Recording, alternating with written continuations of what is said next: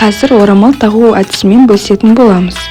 Бірінші әдіс, шарфтың ортасына сақина саламыз.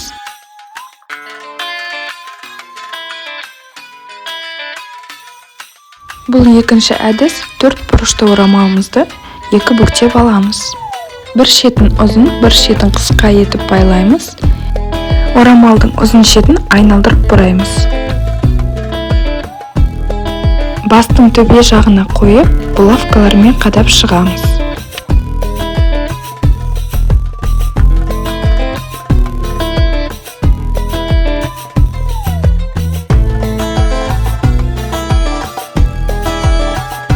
Бұл үшінші әдіс, шарфтың ортасына резинка тағамыз.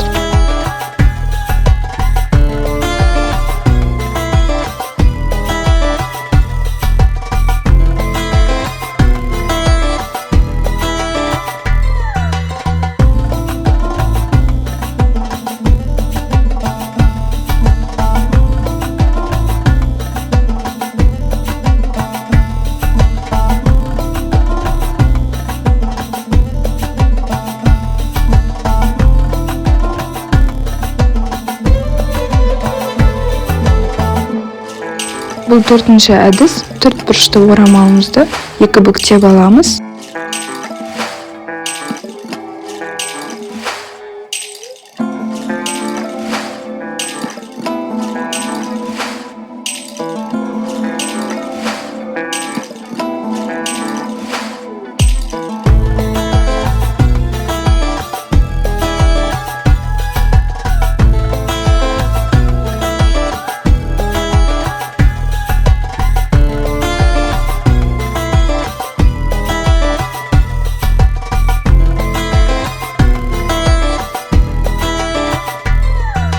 Бесінші әдіс.